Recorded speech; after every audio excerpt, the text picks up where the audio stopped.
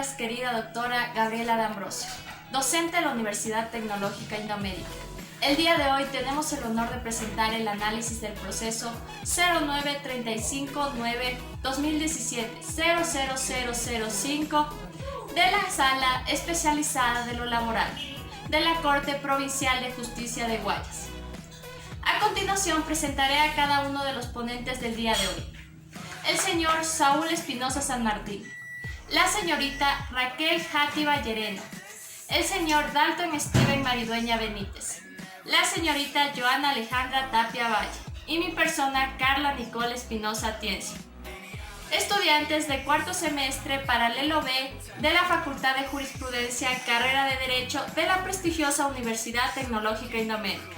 A continuación, cada uno de los integrantes ya mencionados realizarán su ponencia. Muchas gracias. Buenos días, buenas tardes o buenas noches.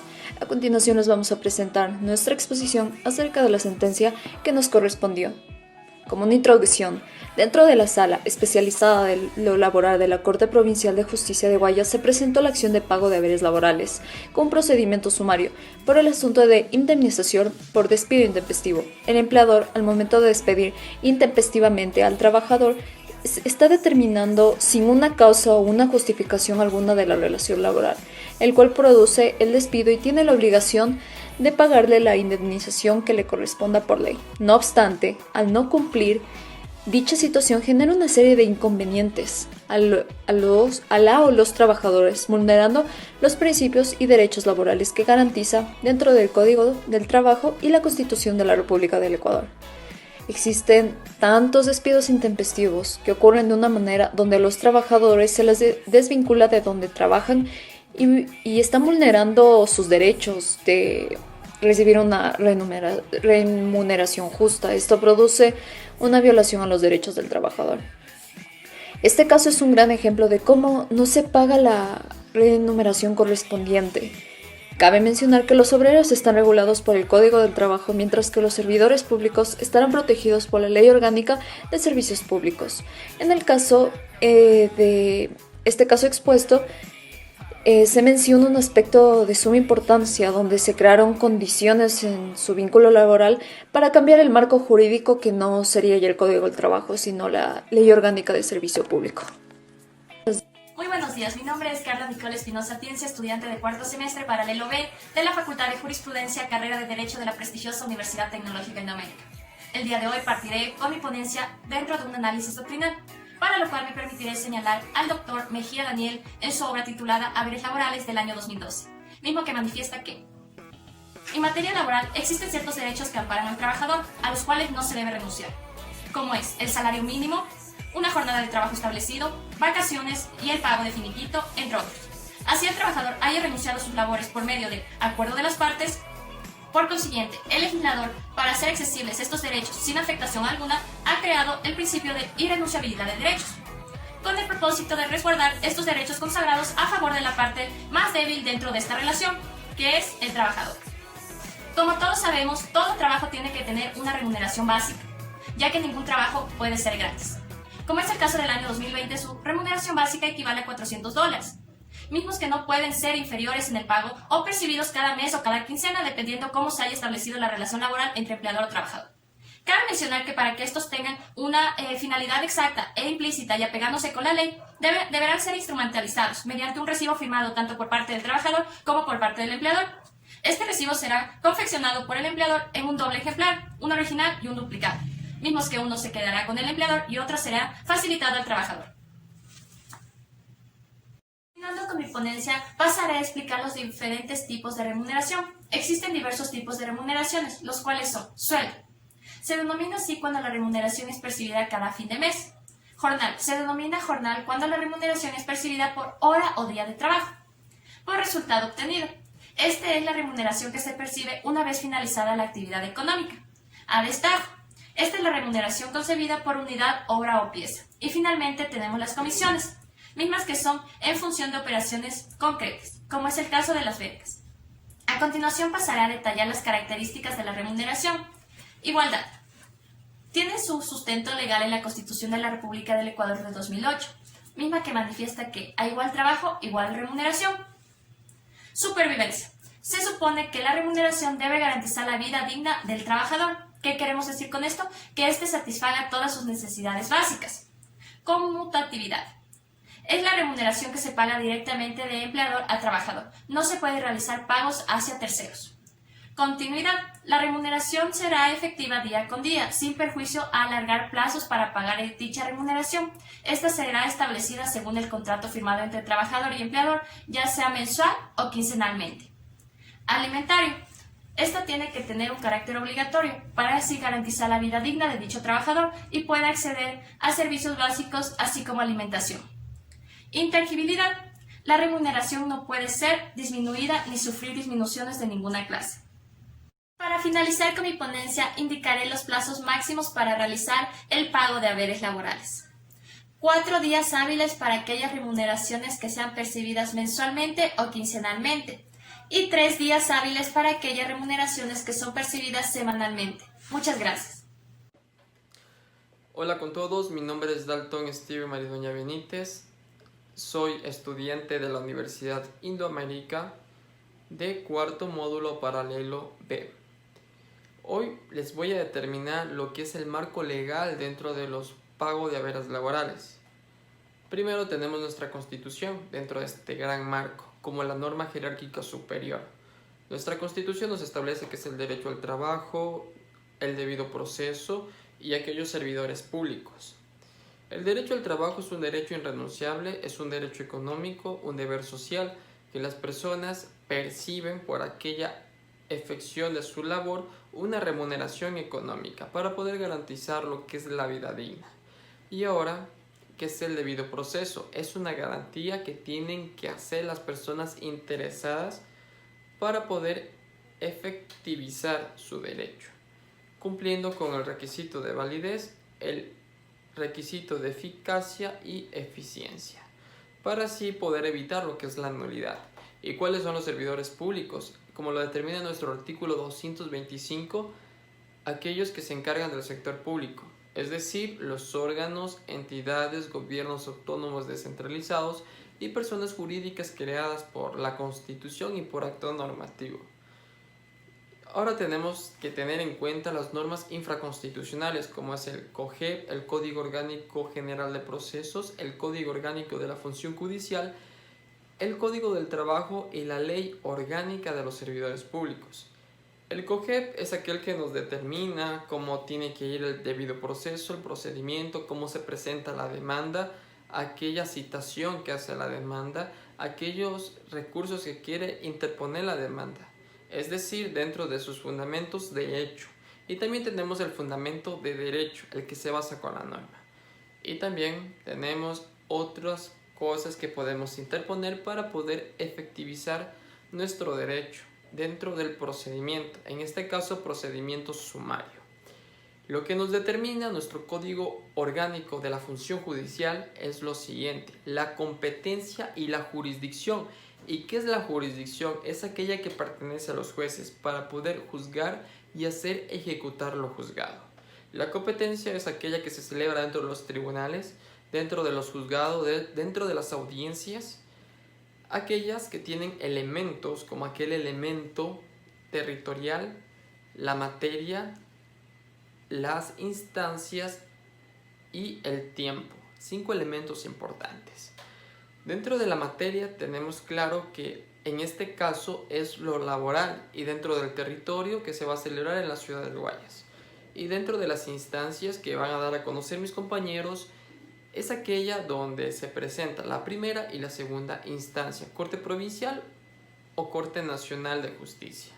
Y se pueden interponer ciertos recursos como el recurso de aclaración, apelación, el recurso de casación.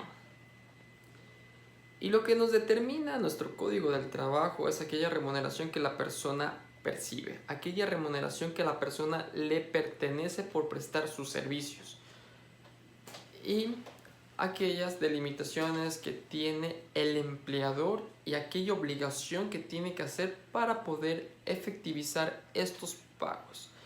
Y la ley orgánica de los servidores públicos es aquella que establece ciertas regulaciones, ciertos deberes y responsabilidades de los servidores, como encontramos en el articulado que determinaremos a continuación dentro del desarrollo de lo que está pasando en este proceso. Esto es todo el marco legal que tenemos que tener en cuenta para que cumpla con los requisitos de eficacia, eficiencia, tenga una validez jurídica, tenga un efecto jurídico que será dictado por el juez mediante una sentencia resolutoria del procedimiento sumario. Esta es toda mi intervención. Tenemos que tener en cuenta y claro lo que es el debido proceso para que este marco legal sea garantizado y efectuado de forma legítima a la parte actora y tanto como a la parte demandada. Saludos cordiales para quienes visualicen este video donde se analiza una causa sobre haberes laborales. Mi nombre es Saúl Espinosa San Martín, alumno de la Universidad Indoamérica, sede Quito, cursando el cuarto semestre de la carrera de Derecho. A continuación les voy a explicar el procedimiento aplicable a este proceso. Este proceso, que tiene como acción el pago de haberes laborales, tiene que ser tramitado por procedimiento sumario según lo establecido en el artículo 332 del Código Orgánico General de Procesos. Para esto existen reglas generales del procedimiento sumario que se establecen en el artículo 333 del COGEP. Primero, no procede reforma de la demanda. Segundo, solo se admitirá reconvención conexa. Tercero, para la contestación de la demanda y reconvención conexa se tendrá un término de 15 días a excepción de materia de niñez y adolescencia, que será de 10 días. Cuarto, se desarrollará en una audiencia única con dos fases. La primera, saneamiento, fijación de los puntos de debate y conciliación, y la segunda, de pruebas y alegatos. Es preciso decir que esta audiencia se realizará en un término máximo de 30 días a partir de la contestación de la demanda. Les voy a explicar cómo cursa este proceso, que es la causa número 09359-2017-00005 sobre haberes laborales.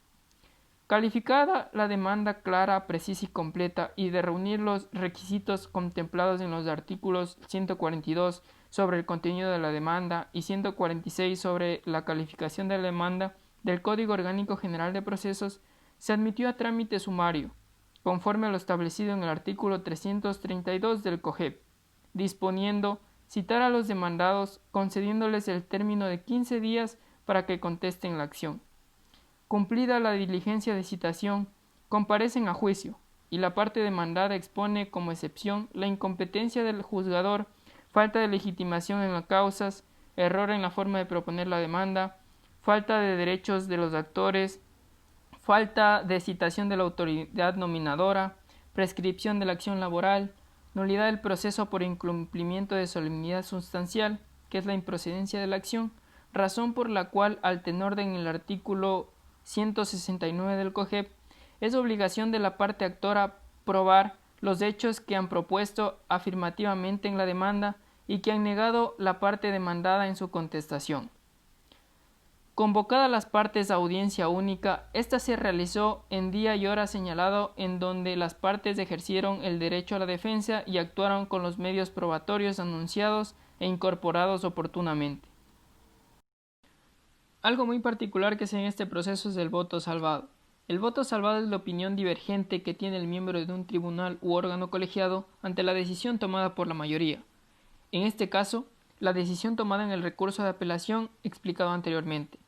Quien emite el voto salvado es la jueza provincial de la Sala Especializada de lo Laboral de la Corte Provincial de Justicia del Guayas, abogada María Banchón Mero. Primero, tenemos la individualización del tribunal. Se encuentran los jueces provinciales de la Sala Especializada de lo Laboral de la Corte Provincial de Justicia del Guayas, doctora Alexandra Auxiliadora Novo Crespo, abogado Luis Alfredo Muga Pasailague y abogada María Banchón Mero. En cuanto a la identificación de las partes procesales, en calidad de accionantes, las ciudadanas Gloria María Jaramillo Yagual, Marta Cecilia Méndez Chávez e Irma Isabel Zavala Suárez, y como demandados el Estado ecuatoriano. Este tribunal tiene jurisdicción y competencia por mandato del numeral 1 del artículo 208 del Código Orgánico de la Función Judicial. Se cumplen con los principios constitucionales que rigen al debido proceso y existe validez procesal debido a que no se advierte omisión de solemnidad sustancial. Como antecedentes de hechos tenemos: la parte actora laboró desde 1973 para el Liceo Naval de Guayaquil, escuela secundaria que fue cambiando de razón social y naturaleza jurídica, donde seguirían prestando sus servicios en las mismas instalaciones, mismo cargo, mismas autoridades de control, mismo sueldo, sin reconocerse su tiempo de servicios y sin finiquito del vínculo mediante formalidad que era necesaria. Su situación jurídica era indefinida, pues la educación no reconoce su antigüedad laboral desde que iniciaron su trabajo en la unidad educativa, pese a que la responsabilidad patronal por el sucesor es el mismo Estado. Bueno, pues como fundamento del recurso de apelación, la parte actora sostiene que el auto de nulidad no muestra eficientes criterios de verdad, de validez, ni de suficiencia que motiven el dictamen. No habla de los hechos propuestos en la demanda, como el tiempo de servicios esencialmente, y así tampoco la normativa de origen que los cobijó, pues la demanda se propone en conformidad con el Código del Trabajo como obreros, por lo cual se pide el pago de haberes laborales por la antigüedad laboral, y no bajo el amparo de los CEP, como presume en su fundamento la parte demandada.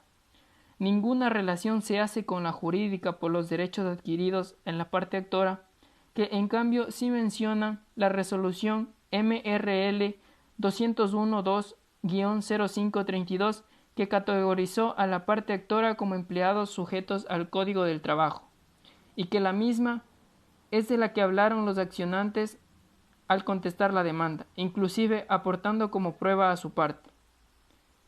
Ante esto, el tribunal resuelve lo siguiente: revocar el auto interlocutorio dictado por el juez de primer nivel, el cual aceptó la excepción de incompetencia en razón a la materia, devolver el proceso al juzgado de origen para que continúe con el trámite que en derecho corresponda y emita pronunciamiento sobre lo principal. Los justiciables observan lo dispuesto al artículo 97 del COGEP y sin honorarios que regulen esta instancia y sin costas.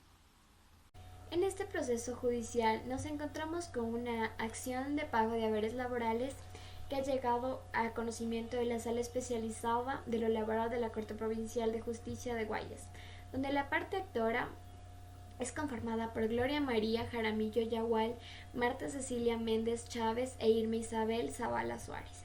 Y como demandado, el Estado ecuatoriano en la persona del doctor Carlos García Carrión en su calidad de Procurador General del Estado, el Ministerio de Defensa Nacional en la persona del señor Ricardo Patiño Aroca, el Ministerio de Educación en la interpuesta persona del señor Freddy Peñafiel Larrea y la Unidad Educativa Liceo Naval, comandante Rafael Andrade La Lama. En las interpuestas personas de los señores Omar Santiago Hunda Guayasamín, rector de la entidad, y Felipe Escobar Montiel, jefe de talento humano. Como antecedentes de hecho de dicho proceso, los accionantes manifiestan en el libelo de su demanda que concluyeron el vínculo jurídico con el Estado ecuatoriano el 31 de agosto del 2016, en que decidieron jubilarse por tiempo de aportaciones al IES, reiterando que el 28 de febrero del 2014 fueron incorporadas a la nómina de servidores del Ministerio de Educación sin que el Estado ecuatoriano reconozca íntegramente su antigüedad laboral, por más allá del tiempo que considera regulado por las leyes del sector público.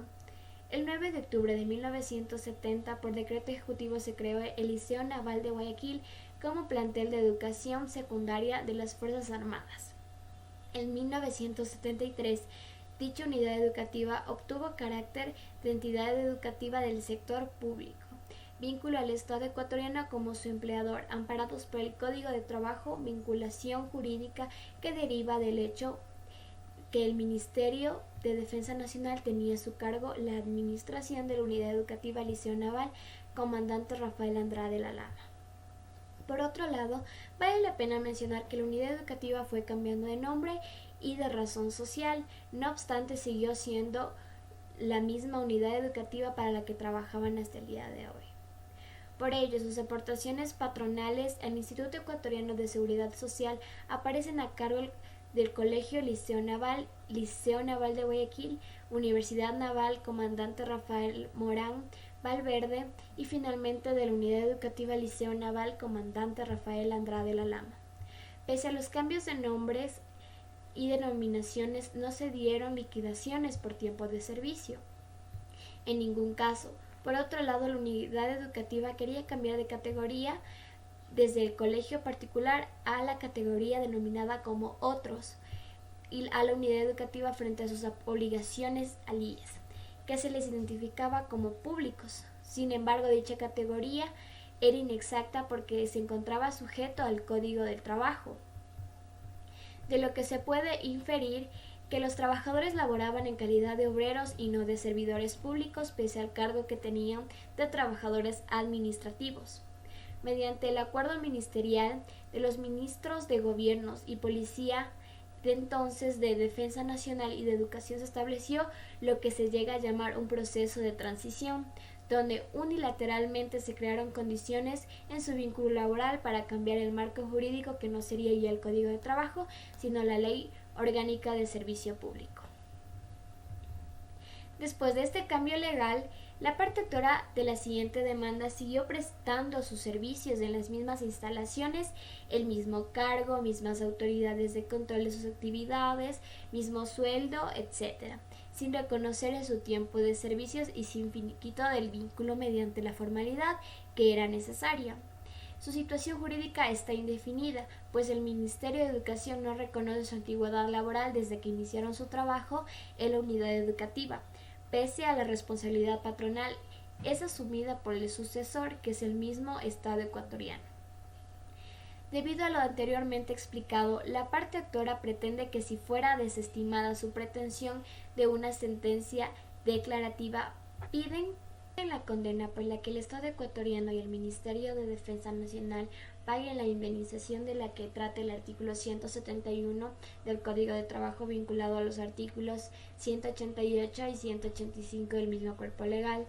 En cuanto a la contestación de la demanda por la parte demandada, niega la pretensión al amparo del Código de Trabajo por ser los actores servidores públicos sujetos a la LOCEP y plantea como excepciones la incompetencia del juzgador, falta de legitimación en causa, error en la forma de proponer la demanda, falta de derecho de liquidación del actor al amparo del Código de Trabajo. Después de todo lo expuesto, el juez en primera instancia resuelve mediante sentencia que, aceptada la excepción previa, la incompetencia del juzgador en razón de la materia, y declara la nulidad de lo actuado desde el auto de calificación que corre la foja 306 de dicha demanda. Que se remite la causa al Tribunal Distrital Contencioso Administrativo. Ante esto, se acepta el recurso de apelación y la Sala Especializada de lo Laboral de la Corte Provincial de Justicia del Guayas resuelve confirmar mediante el presente auto interlocutorio la excepción de incompetencia y razón de la materia. Ejecutoriada la resolución, este proceso ha sido enviado al juzgado de origen para que dé baja de los registros del presente juicio y envíe al proceso al Tribunal Distrital Contencioso Administrativo conforme fue ordenado en su resolución. Consideramos prudente realizar algunas conclusiones para el siguiente trabajo que nosotros expusimos. Como una conclusión, el presente trabajo sobre la sentencia, y luego de inspeccionar las primordiales leyes conexas con el derecho laboral y en efecto con lo que tiene que ver con la relación a la estabilidad laboral en nuestro país, podemos nosotros mencionar que la persona que trabaja requiere de una estabilidad laboral en donde se encuentren trabajando, ya que esto le otorgará confianza y tranquilidad en el progreso que él esté realizando y también en las diferentes labores que esta persona pueda estar realizando. Y también, como grupo, no podemos dejar de mencionar que cuando se habla de una estabilidad laboral, el contrato de trabajo siendo, por así decirlo, el convenio de carácter bilateral y la realización inmediata del trabajo. Es el origen de donde nacen diferentes obligaciones, tanto recíprocas para empleadores y trabajadores. También queremos mencionar algunas recomendaciones. Y la primera es que, haciendo hincapié con el Código del Trabajo, el cual se encuentra en vigencia desde hace bastante tiempo atrás, y teniendo en cuenta que existe una realidad ecuatoriana distinta a la que muchos piensan, la aplicación del Código del Trabajo resulta obsoleta. Y también podemos mencionar como otra recomendación que creemos que es de suma importancia que la Asamblea Nacional digamos, que se base en los diferentes preceptos legales que están en la Constitución de la República del Ecuador, se forje un nuevo código del trabajo que garantice plenamente a todos los trabajadores con sus respectivos derechos que tienen dentro de una empresa o donde estén ejerciendo su trabajo. Eso es todo. Muchas gracias.